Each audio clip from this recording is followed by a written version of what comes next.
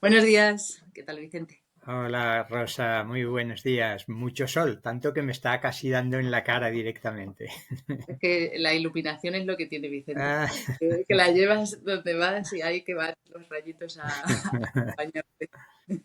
Bueno, pues hoy repito con Vicente porque con muchísima alegría saca un nuevo libro, La Reencarnación, con la editorial Siglantana. Y entonces pues le escribí y le dije, oye, ¿te apetece hablar de él? Y dijo, pues por supuesto. Así que aquí estamos para aprenderlo porque yo no me ha dado tiempo todavía a leerlo. Así que vamos a explorarlo juntos. Este nuevo que le decía antes de empezar a grabar. ¿Para qué has escrito este libro de la reencarnación, Vicente? ¿Qué vamos a encontrar en él? sí. Bueno, para empezar es difícil que hubieras leído porque todavía no está en las librerías. De hecho, oficialmente la editorial me dijo que el último día de enero salía. Con lo cual yo suelo decir que en febrero, desde principios de febrero, ya estará en las librerías. ¿Por qué escribí este libro? Pues la verdad es que es un tema que hace ya muchos años que me ocupa más que me preocupa, ¿no? Y llegó un momento en que dije, bueno, voy a intentar sistematizarlo porque desde hace ya tiempo las cosas han cambiado mucho. En 20 años el número de personas que creen o incluso han experimentado alguna vida anterior o creen en la reencarnación ha crecido extraordinariamente. Yo recuerdo cuando al principio de meterme en estos temas era una cosa rarísima. En algunos ámbitos académicos uno hablaba de la reencarnación y veía ya a los profesores universitarios, sobre todo ahí, sonreír irónicamente, ja, ja, ja, pero ya nos hemos salido de la seriedad filosófica y del rigor científico. Y ahora pues mucha gente se lo está pensando o se ha convencido ya.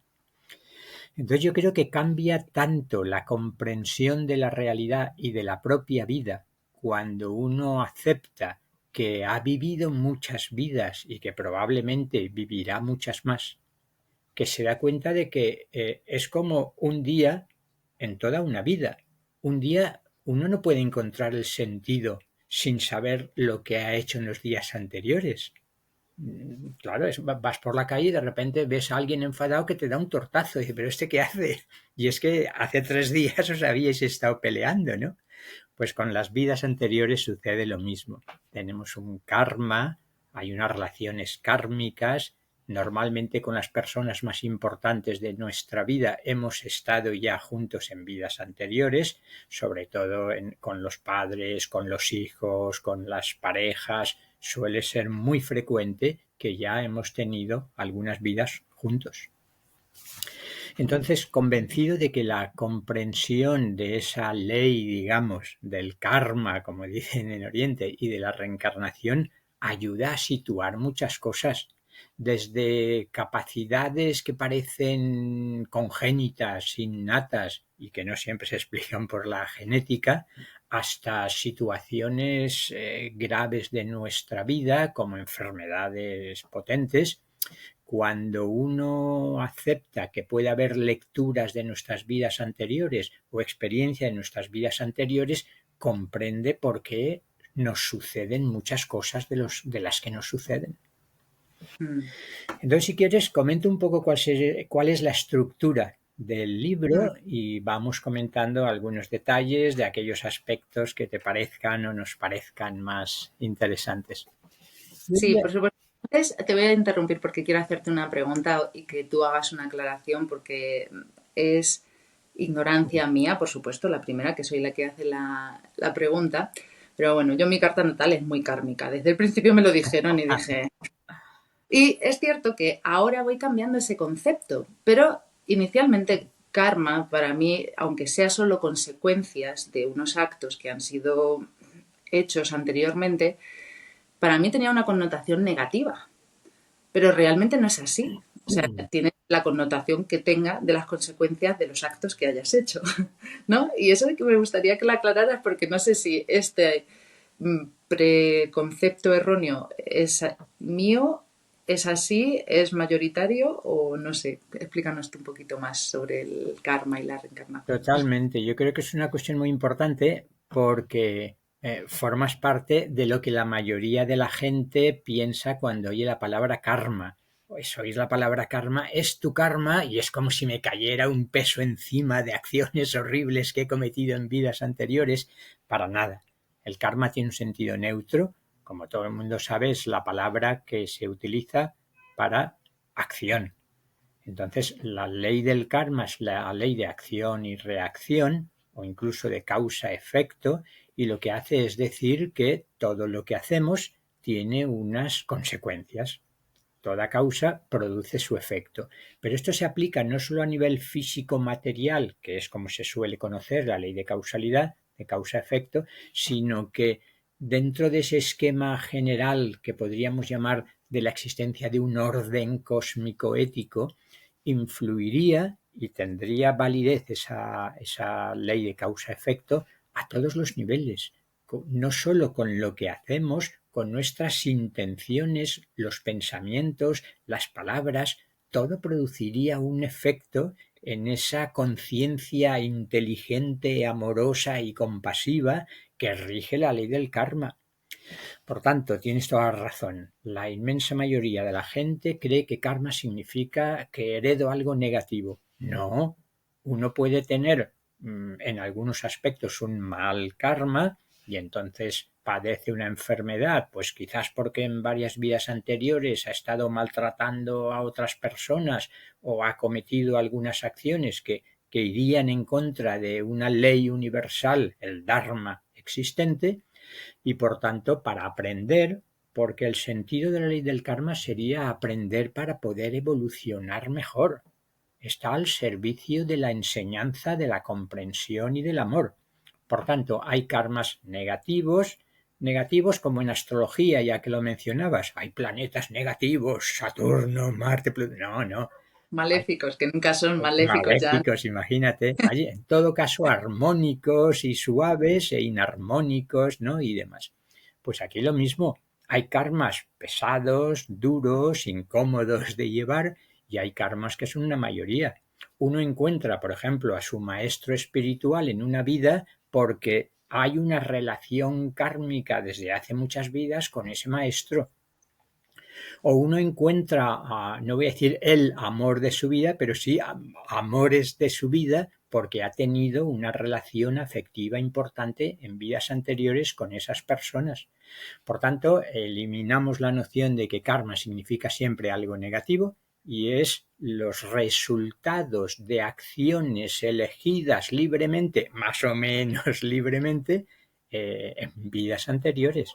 Algo parecido a lo que ocurre en esta vida, que cosechamos lo que hemos sembrado.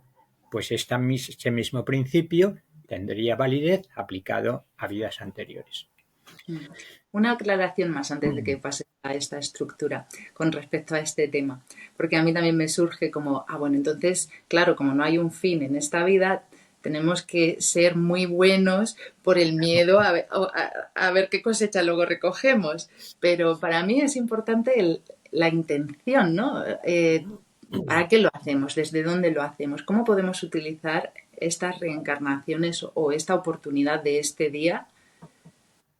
No pensando a futuro, sino cómo lo podemos enfocar para que sea simplemente este disfrute de evolución constante y que la intención sea de verdad de una apertura y de un servicio y no solo por miedo al castigo, ¿no? Que volveríamos un poco como a algunas otras Sí, religiones sí. y filosofías. Claro, déjame que permita un poco que aparezca mi deformación profesional filosófica y que Pues recuerde cómo en Kant se escandaliza de que la mayoría de las éticas, Immanuel Kant, el célebre filósofo del siglo XVIII, la mayoría de las éticas, la aristotélica, incluso la cristiana, porque uno termina siendo bueno, como tú decías muy bien, para conseguir ir al cielo y no caer en el infierno eternamente abrasándose. Kant dice, pero bueno, es que estos señores no se han dado cuenta de que lo que otorga valor moral a la acción es la intención, justo lo que tú estás diciendo. Tanto que se llama su ética ética de la intención, o del deber también, pero no entremos en eso.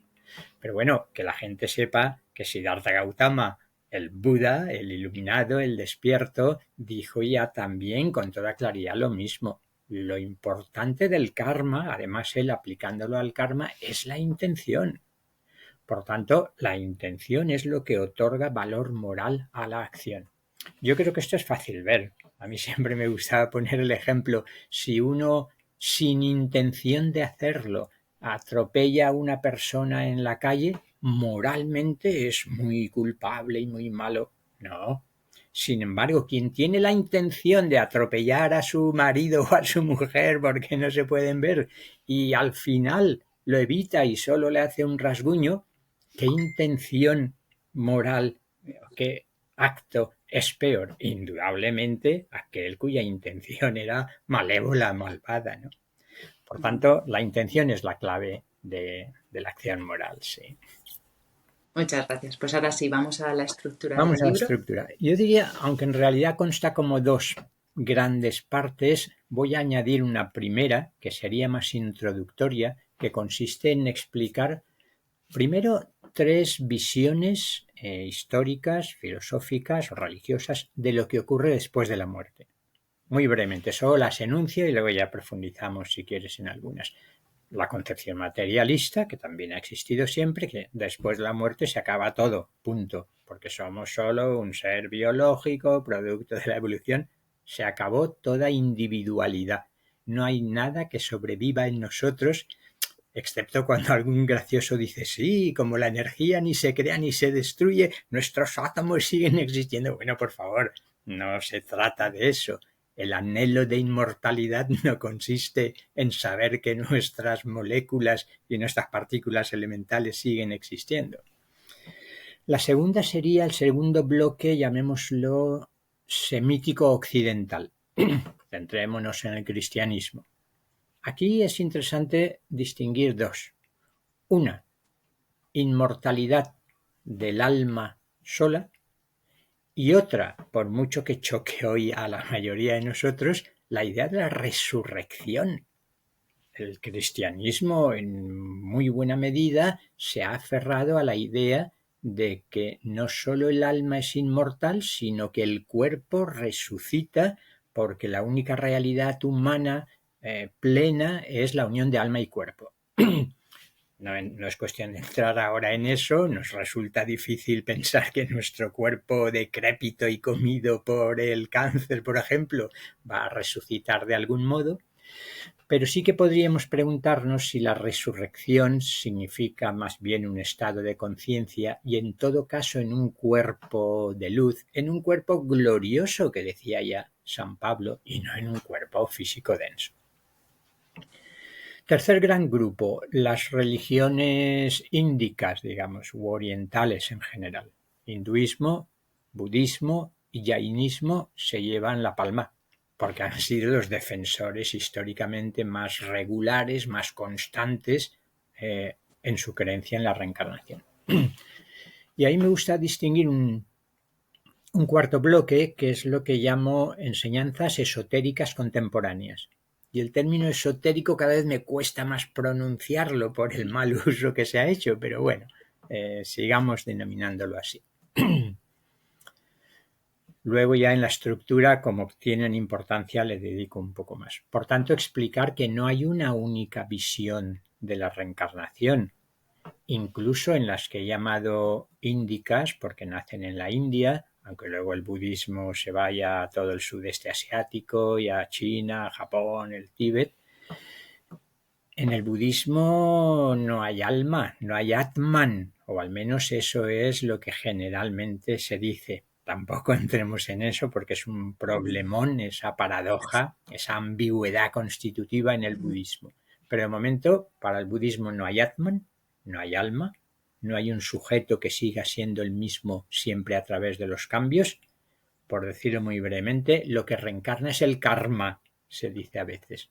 ¿Por qué? Porque somos un conjunto de agregados psicofísicos que van produciendo distintas acciones, distintas reacciones según lo que hagamos, pero no es que haya un yo como sujeto sustancial. Por tanto, dentro de las tradiciones índicas también hay diferencias importantes. Y luego, primera gran parte. las distintas tradiciones religiosas y filosóficas de la humanidad. Y segunda gran parte, el mundo contemporáneo. Primera gran parte, y voy a ser todavía más sistemático porque veo que si no me enrollo mucho. Yo dejaría de lado ahora hinduismo, budismo, por lo que he comentado quizás apetece decir algo más, pero si no, hinduismo, budismo y jainismo es tan claro que han defendido la reencarnación en un sentido o en otro. El budismo prefiere hablar de renacimiento, pero son matices que quizás no merezca la pena entrar en ellos. Lo mismo sucede con la tradición griega a la que tanto debemos, y hay que ver cómo nuestra propia tradición occidental, una de cuyas raíces más importantes es Grecia, parece haber olvidado o haber menospreciado, ha metido debajo de la alfombra el que los órficos, los pitagóricos, Platón y todo el platonismo, Empédocles, los pitagóricos, todos defendían con mucha fuerza la reencarnación. No se entiende nada de la filosofía de Platón, el padre de toda la filosofía occidental, sin su creencia o su conocimiento de la reencarnación. Por tanto, en Grecia es muy importante también. Quizás lo más original de esta parte es el tratamiento de aquellas tradiciones que generalmente o mayoritariamente no creen en la reencarnación, o así se ha dicho. Dejo al lado el Egipto antiguo, que es muy polémico y no se han puesto de acuerdo ni los egiptólogos respecto a si allí se creía en la reencarnación o no. Hay bastantes que dicen que sí, pero no todos. Y me centraría, por ejemplo, en el Islam. El Islam, bueno, judaísmo, cristianismo e Islam, las tres tradiciones proféticas, abrahámicas, se supone que no han creído en la reencarnación. Sin embargo, en el judaísmo, en algunos textos y sobre todo en buena parte de la Kabbalah, que es el esoterismo del judaísmo, aparece con toda claridad la reencarnación. El cristianismo es una cuestión más delicada, no sé si luego quieres que entremos, porque los reencarnacionistas suelen decir, sí, hasta en el Evangelio os vamos a enseñar algunos pasajes que apuntan hacia la existencia o hacia que se creía en la reencarnación, incluso el propio Jesús cuando contesta. Lo vemos luego si quieres.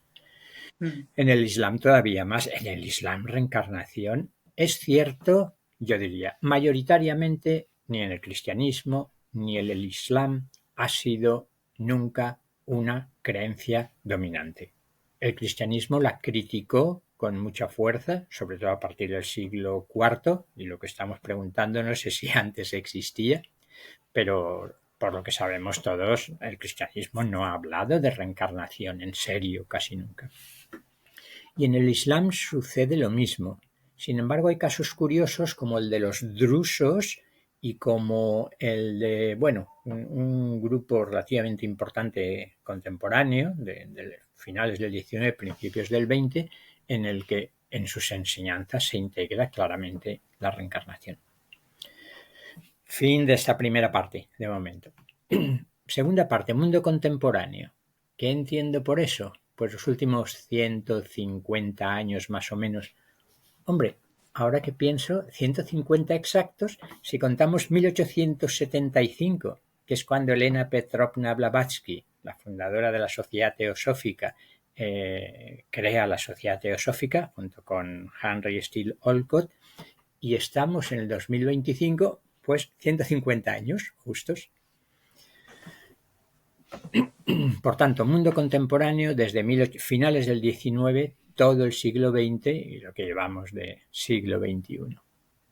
Aquí distingo corrientes muy distintas y esto me parece importante señalarlo porque mi idea no era coger un autor, que habría más que suficiente, ahora diré en qué casos, un solo autor o una sola escuela y defender desde ahí la reencarnación. Pero como mi intención era dirigirme al gran público, que quien no cree en la reencarnación pudiera ver si encuentra en el libro motivos, testimonios, argumentos suficientes para que le dé que pensar, pues he preferido abrir el abanico de corrientes y autores que hablan de la reencarnación. Mira, distingamos 4 o 5 apartados. Uno, que por sí solo merece, desde el punto de vista más analítico, científico, el psiquiatra canadiense Jan Stevenson dedicó buena parte de su vida a investigar concretamente casos de niños, además niños entre 3 y 8 años creo que era, muy pequeños, que espontáneamente recuerdan vidas anteriores. Hizo una investigación tan amplia durante tantas décadas y tan fascinante por el rigor meticuloso, algún Mercurio, no sé si era Virgo, pero un Mercurio fuerte tenía, ya que has hablado de astrología, y analizó con todo lujo de detalles lo que estaban diciendo cientos de estos niños. Aquí se ha traducido algo, no todo de su obra, y quien quiera el mayor rigor científico, que lea a Jan Stevenson. Segundo gran grupo que trato, lo que se conoce muchas veces como terapia de vidas anteriores. Esto también cobró un auge, sobre todo en los años 80, 90 y principios de nuestro siglo, importantísimo. Hay miles y miles y miles de terapeutas centrados en vidas anteriores o en el periodo entre vidas, pero dejémoslo eso ahora, aunque incluye la reencarnación implícitamente. No sé, desde Helen Wambach, Patrick Druot, Roger Woolger, hay una cantidad de médicos, de psiquiatras, de psicólogos, de psicoterapeutas, de terapeutas que han llevado a miles de personas, decenas de miles en conjunto, a recordar fuera de toda duda vidas anteriores, que uno debería rascarse la cabeza antes de decir, va, esto se lo inventan todos. O es una sugestión hipnótica que como hacen hipnosis regresiva, pues el seguro que el terapeuta influye en... No, ante esta crítica algunos empezaron a decir, bueno, pues vamos a hacerlo sin hipnosis.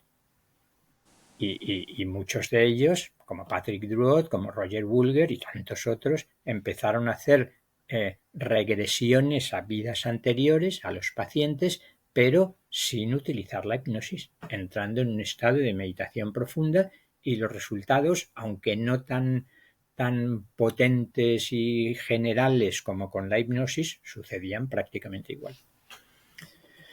Voy a ir terminando. Dos grupos más. Uno, el de lo que llamaba antes enseñanzas esotéricas contemporáneas.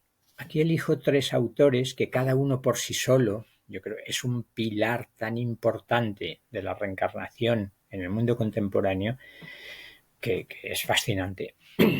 Uno, Rudolf Steiner. Rudolf Steiner, el fundador de la antroposofía, tiene una investigación pasmosa con su clarividencia, su capacidad de ver los registros akáshicos, su intuición despierta. A mí me fascinó, tiene 6 volúmenes titulados Relaciones kármicas, que son, como muchas veces en Steiner, conferencias que pronuncio, desarrollando de una manera fascinante, apasionante, porque pone ejemplos históricos, no sé, los más conocidos, Marx y Engels, le sigue la pista en los registros akáshicos y ve cómo la relación que hubo entre Karl Marx y Friedrich Engels encaja mucho con lo que él vio que había sucedido, las deudas que uno tenía hacia el otro en vidas anteriores. Friedrich Hölderlin, uno de los poetas más fascinantes alemanes, le sigue la pista junto a Hammerling, y así va repasando. A Nietzsche, es fascinante lo que cuenta de Nietzsche, de su pasado cristiano flagelándose, y luego como el Nietzsche que conocemos criticó tanto al cristianismo, ¿no? Rudolf Steiner, para mí uno de los investigadores esotéricos más rigurosos y consciente de las dificultades, déjame decir, epistemológicas de una investigación de ese tipo, y tiene un material asombroso. Alice Bailey, otra de las grandes revelaciones esotéricas del siglo XX, el Tratado de los 7 Rayos, que son 5 volúmenes por sí solo, o el Tratado sobre Fuego Cósmico. Alice Bailey ha desarrollado también suficientemente la cuestión de la reencarnación. Y un último ejemplo, Edgar Cayce, el vidente quizás más conocido, por lo menos en todo Estados Unidos y en el resto del mundo también. Cristiano que estaba ahí en su granja, padece una enfermedad, nadie lo cura y de repente entra en contacto con algo o alguien que le dice cómo sanarse. Se sana y empieza a hacer lecturas leyendo los registros akáshicos de cientos de personas que acuden a él. Y muchísimas de ellas aparece la reencarnación. Me estoy extendiendo mucho ya, así es que acabo con dos apartados. Uno lo que llamo maestros orientales contemporáneos. ¿A que no sabes quién es uno de los que elegí aquí? Sí. Elegí a Swami Muktananda y a Sri Aurobindo, porque los dos hablan de experiencias o de experiencias, en el caso de Muktananda, personales, o de experiencia, aunque no haya contado sus propias vidas anteriores, en el caso de Sri Aurobindo. Y lo último, bueno, es que he de confesar una cosa para nuestros videntes e invidentes. Y es que este libro es una actualización. La verdad es que he añadido algo más, pero el libro lo publicó Editorial Sirio en el 2007. Y cuando una persona, Nuria Casademón, me quiso hacer una entrevista sobre la reencarnación, le pregunté a Sirio, ¿puedo decir que pueden comprarlo? Y me dijo, no, vendimos todos y está descatalogado. Ay, ¿no lo volvéis a publicar? No, no lo vamos a publicar ya. Entonces se lo ofrecí a Siglantana y lo ha publicado Siglantana. Esto lo digo también un poco por honestidad personal, para que si alguien conoce el libro titulado La reencarnación con otros subtítulos, si lo tiene en sirio, que no se vaya corriendo a la librería a comprar este, porque lo que he añadido es solo un capítulo. Y entonces esto lo decía porque en aquella época, creo que hacía poco que había publicado un libro titulado La llamada de la nueva era. Entonces en aquel momento estaba investigando también bastante lo de la nueva era y el último apartado lo llamo Enseñanzas sobre la reencarnación en la nueva era. Y aquí viene todo el mundo complejo y polémico de las canalizaciones y recojo lo que dicen de la reencarnación algunos de los canalizadores que más han influido y otros que no son canalizadores, como Seth, canalizado por Jane Roberts, como Ramta, que dice que ascendió en la Atlántida, como Cryon lo conocen algunos, que es muy célebre, y otros que yo sitúo en aquel momento y ahora también dentro de lo que podríamos llamar nueva era, en un sentido positivo, que hoy la expresión nueva era es un dardo arrojadizo para lo superficial y lo exótico y lo demás. No, yo lo decía en un sentido positivo, como enseñanzas que también merecen pensarse. Bueno, ahí te he contado demasiado detalle. No, está perfecto porque es, pues eso, toda tu pasión, todas tus investigaciones, recopilación. Y yo me quedo siempre absorta escuchando y podía seguir más. Aún así voy a ir un poquito más porque, claro, tanto interés en aportar estas pruebas es porque tú consideras que, aparte de, por supuesto, de que es así y de que existe, volvemos un poco a esta primera intención y es en que algo nos va a beneficiar en nuestra propia vida aceptar que la reencarnación existe, ¿no? Y eso es lo que te quiero preguntar a ti ahora. A ver, pues, ¿por qué quieres aportar a todos estos escépticos y que estas pruebas, argumentos, ¿para qué? Yo creo que es la pregunta más importante que se puede hacer, ¿no? Y es que yo creo que la cuestión central para todo ser humano, no solo para la filosofía, es la cuestión del sentido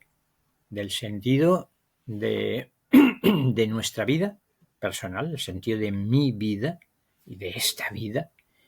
Y uno pronto descubre que ha de ponerlo en relación con el sentido de todo lo que existe, el sentido del ser, diría Heidegger, ¿no? Entonces, desde mi punto de vista, la comprensión, el marco que permite comprender muchas cosas, como decíamos al principio, pasa por esta historia de la reencarnación. Entonces yo diría, en primer lugar, es para comprender el sentido. Y ese sentido tiene mucho que ver con una concepción evolutiva, pero no biológica, biologista solo, que también, sino anímica de la conciencia espiritual. ¿Por qué? Porque el sentido de encarnar desde la primera vez que elegimos encarnar para recrear aquella maravilla que no existía en una dimensión inferior como es la dimensión física, el sentido que tiene nuestra serie de encarnaciones es una aventura fascinante de redescubrimiento y de recreación. Es como recrear lo que en los planos sutiles ya existía o en los planos más allá de toda forma, recrearlo en este mundo material que en principio parece lo contrario de lo que es. Entonces, aceptar la idea. Fíjate que estoy diferenciando entre la importancia de que quien no tenga experiencia personal directa como certeza incuestionable, pues al menos que juegue como parte de su sistema de creencias, que en la mayoría de los casos es así. Generalmente, igual que pasa con las experiencias cercanas a la muerte, quien ha tenido experiencias, por ejemplo, a través de hipnosis regresiva o en meditación de sus vidas anteriores, resulta tan impactante que esa persona ya no suele dudar. Pero digamos que estos son un 5% o un 10%. El resto ya le hace suficientemente bien el poder encajarlo en su sistema de creencias. Una creencia que en este caso no es una fe dogmática porque sí, porque la tradición lo ha dicho, sino porque es coherente filosóficamente con una concepción del mundo que resulta mucho más explicativa y coherente que las otras concepciones del mundo. Por tanto, si realmente uno encuentra que conocer o creer que ha vivido vidas anteriores y que va a vivir otras más con un propósito y con un gran sentido, esto es mucho. En tiempos de nihilismo, como los que vivimos desde nuestro amigo Nietzsche, por ejemplo, ostras, la cantidad de gente o parte de la cantidad de gente que se suicida con cifras asombrosas incluso entre los jóvenes en las últimas décadas es por pérdida del sentido, por no saber dar sentido aunque sea al sufrimiento. El sufrimiento con sentido, con sentido aceptado, no como resignación cristiana, bueno, ¿qué voy a hacer? Sino como aceptación de que dentro del orden cósmico esto supone una enseñanza preciosa para mi propia evolución.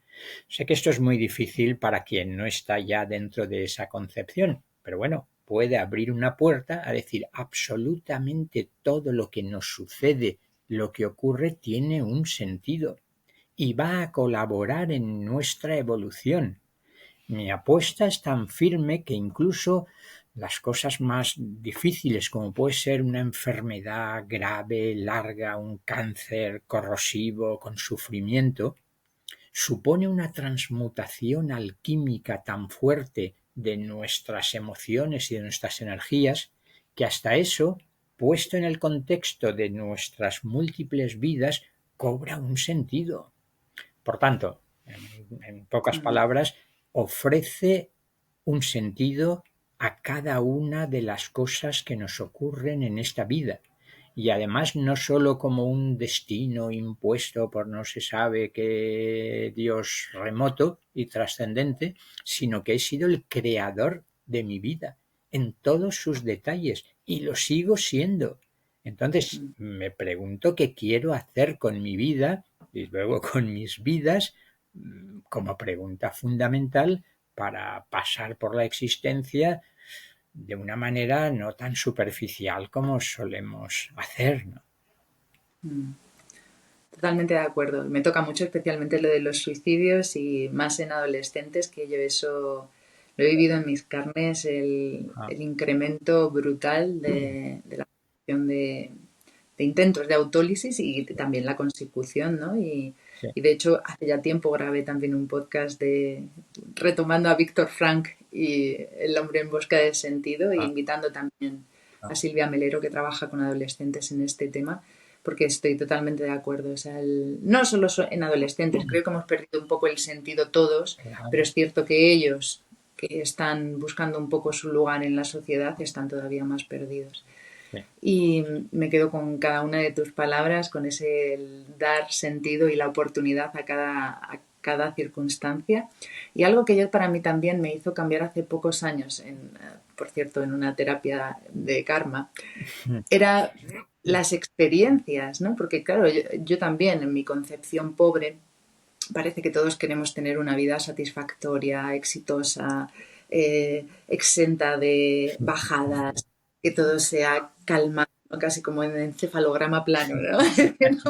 Que no haya muchas subidas, ¿no? Y bajadas. Y justo haciendo esta terapia con esta mujer y también siendo consciente pues, de otros pasados y de otras cosas que no eran tan agradables ni tan gratas, que yo me sentí fatal. Y entonces ella me preguntó, ¿necesitas saber por qué no? Y yo decía, es que no lo entiendo. Y ella decía, tu alma necesitaba experimentarlo, ¿no? Y para mí no es que me calmara, pero sí que un poco en esta vida es como, hemos venido a experimentarlo todo.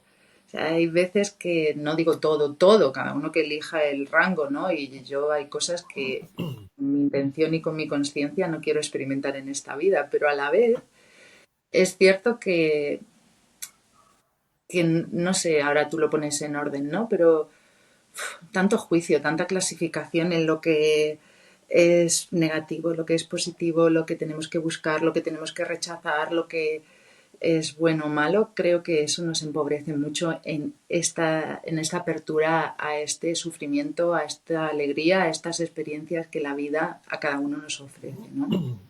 Y con esto ya te dejo para que tú cierres como quieras. Sí, claro, es que lo que dices me lleva a la idea central que da sentido a la reencarnación y para lo que sería muy útil la creencia o la experiencia de vidas anteriores, es el darte cuenta, fíjate la similitud con las experiencias cercanas a la muerte. En ambos casos uno se da cuenta de que lo más importante, de que lo esencial no es este cuerpo físico, porque cuando él ya deja de existir, yo sigo existiendo, ni esta mente, porque estoy descubriendo que soy lo que me gusta llamar un sujeto autoconsciente, un alma, ¿por qué no utilizar el término, aunque también me cueste, ¿no?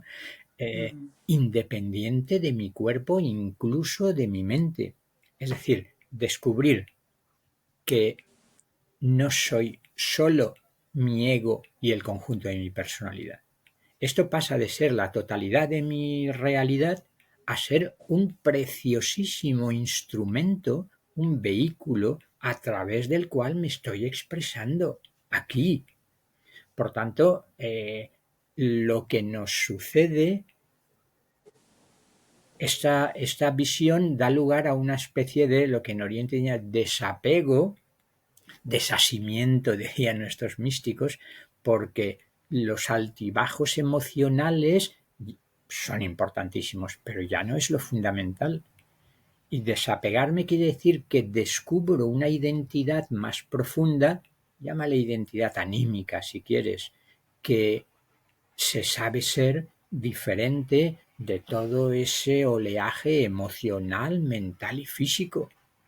Entonces lo que me ocurre lo integro de otra manera, lo pongo en su sitio. No es que deje de tener dolor físico, ni sufrimiento emocional, ni conflictos mentales, pero es que se resitúan cuando consigo poner una mínima armonía y descubrir ese alguien.